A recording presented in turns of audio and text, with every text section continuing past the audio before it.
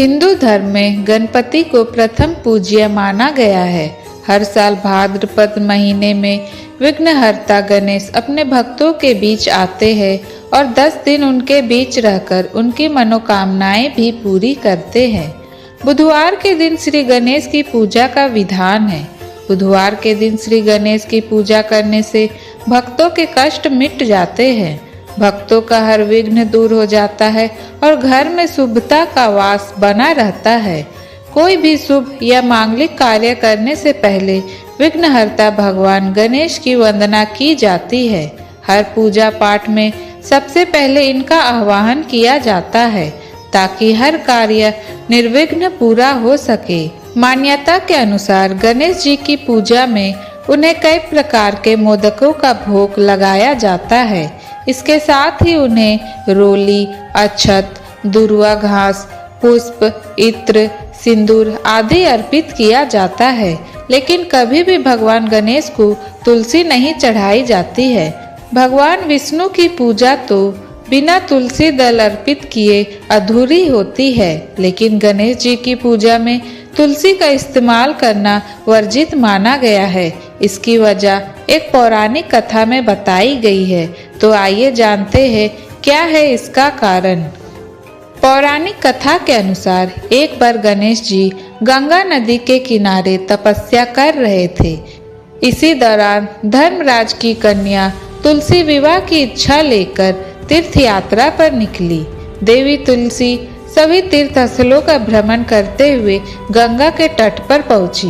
गंगा नदी पर देवी तुलसी ने देखा कि युवा गणेश जी तपस्या में लीन थे। शास्त्रों के अनुसार तपस्या में विलीन गणेश जी रत्न जटित सिंहासन पर विराजमान थे। उनके समस्त अंगों पर सुगंधित चंदन लगा हुआ था। उनके गले में परिजात पुष्पों के साथ स्वर्ण मणि रत्नों के अनेक सुंदर हार थे। उनकी कमर में अत्यंत कोमल रेशम का लाल पीतांबर लिपटा हुआ था। देवी तुलसी श्री गणेश के इस सुंदर स्वरूप को देखकर उन पर मोहित हो गई। उनके मन में श्री गणेश से विवाह करने की इच्छा जागृत हुई। तुलसी ने विवाह की इच्छा से उनका ध्यान भंग कर दिया। तब भगवान श्री गणेश ने तुलसी द्वारा तप भंग करने को अशुभ बताया और तुलसी की मनसा जानकर स्वयं को ब्रह्मचारी बताकर उसके विवाह प्रस्ताव को अस्वीकार कर दिया। विवाह का प्रस्ताव ठुकराने पर तुलसी जी ने इसे अपना अपमान समझा और नाराज होकर गणेश जी को श्राप दे दिया और कहा कि उनके एक नहीं बल्कि 2 विवाह होंगे। इस पर श्री गणेश को भी क्रोध आ गया और उन्होंने भी तुलसी को श्राप दे दिया कि तुम्हारा विवाह एक असुर से होगा। एक राक्षस की पत्नी होने का श्राप सुनकर तुलसी डर गई और गणेश जी से माफी मांगने लगी। तुलसी की विनय प्रार्थना सुनकर गणेश जी ने अपने श्राप के प्रभाव को कम करने का आश्वासन देते हुए कहा कि तुम्हारा विवाह एक महान राक्षस शंखचूर्ण के साथ संपन्न होगा, जिसकी ख्याति तीनों लोकों में रहेगी।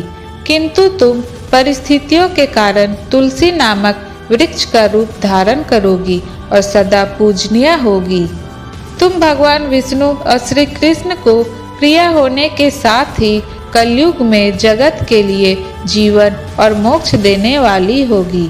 कलयुग में तुम पापों का शमन करने वाली होगी, लेकिन मेरी पूजा में तुम्हारा सदा निषेध होगा। मैं तुम्हें कभी भी स्वीकार नहीं कर पाऊंगा। अतः इस कथा के अनुसार तभी से तुलसी के पत्तों को श्री गणेश की पूजा में उपयोग नहीं किया जाता है। तुलसी के पत्तों के अलावा कुछ और भी चीजें हैं जो भगवान गणेश को नहीं चढ़ानी चाहिए। जैसे चंद्रमा से जुड़ी वस्तु श्री गणेश को ना चढ़ाए। कहा जाता है कि एक बार चंद्रमा ने गणेश जी का उपहास कर दिया था, तो उन्होंने नाराज होकर चंद्रमा को श्राप दिया कि उनका सौंदर्य खत्म हो जाएगा। इसी वजह से गणेश पूजा में सफेद चंदन, सफेद वस्त्र, सफेद जनेऊ आदि अर्पित नहीं किया जाता है। सफेद चंदन की जगह पीला चंदन उन्हें चढ़ाना चाहिए। टूटे हुए अक्षत। अक्षत का अर्थ है कि जिसकी क्षति ना हुई हो या जो अक्षय हो। गणेश जी की पूजा में टूटे हुए अक्षत का उपयोग ना करें। हमेशा उन चावलों का उपयोग करें जो टूटे ना हो, जो पूर्ण हो। मुरझाए फूल और माला। गणेश जी की पूजा में मुरझाए फूल और माला का उपयोग वर्जित है। इनका उपयोग करने से दोष लगता है। पूजा स्थान पर इनको रखने से वास्तु दोष भी पैदा होता है। इसलिए आपने देखा होगा कि पूजा घर या मंदिर से एक समय बाद फूलों और मालाओं को हटा दिया जाता है। भगवान गणेश की कुछ पसंदीदा चीजें जो आपको करनी चाहिए, जो भगवान गणेश को चढ़ाना चाहिए। मोदक के लड्डू। गणेश जी को मोदक बहुत अच्छा लगता है। मोदक भी कई तरह के बनते हैं। महाराष्ट्र में खास तौर पर गणेश पूजा के अवसर पर घर घर में तरह तरह के मोदक बनाए जाते हैं। मोदक के अलावा गणेश जी को मोतीचूर के लड्डू भी पसंद है। शुद्ध घी से बने बेसन के लड्डू भी बहुत अच्छे होते हैं। इसके अलावा आप उन्हें बूंदी के लड्डू भी अर्पित कर सकते हैं। नारियल, तिल और सूजी के लड्डू भी उनको अर्पित किए जाते हैं। गणेश जी को घी और गुड़ का भोग भी लगाया जा सकता है। दूसरा, दुर्वा घास। गणेश जी को दुर्वा घास चढ़ाने की परंपरा है। गणेश जी को दुर्वा घास बहुत ही प्रिय है। दुर्वा के ऊपर हिस्से पर 3 या 4 पत्तियां हो तो बहुत ही उत्तम होता है। तीसरा, फूल। आचार भूषण ग्रंथ के अनुसार भगवान श्री गणेश को तुलसी दल को छोड़कर सभी प्रकार के फूल चढ़ाए जा सकते हैं। हालांकि उन्हें अक्सर गेंदे के फूल चढ़ाए जाते हैं। चौथा, केले।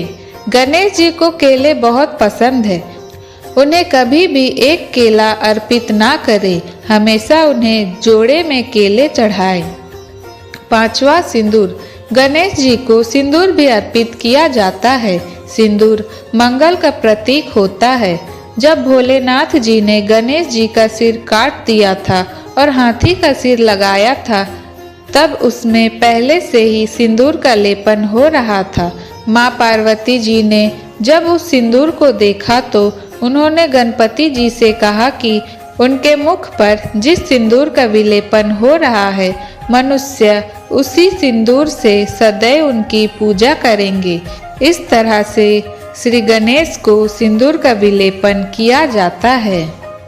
इसके अलावा जब आप भगवान के लिए वस्त्र खरीद रहे हो या उनकी पूजा करने जा रहे हो तो आपको लाल, पीला और हरा रंग चढ़ाना चाहिए या पहनना चाहिए। वे उनके पसंदीदा लोगों में से माने जाते हैं। इसके अलावा श्री गणेश जी को सुपारी, साबुत हल्दी, मौली का धागा, जनेऊ आदि भी अर्पित किया जाता है। तो दोस्तों, आशा करते हैं कि आपको यह जानकारी अच्छी लगी होगी। जानकारी अच्छी लगी हो तो वीडियो को लाइक और चैनल को सब्सक्राइब करना ना भूलें, ताकि आगे भी ऐसी जानकारी वाली वीडियो आपको मिलती रहे। और कमेंट में जय श्री गणेश लिखना ना भूलें। तो मिलते हैं अगले वीडियो में। तब तक के लिए धन्यवाद।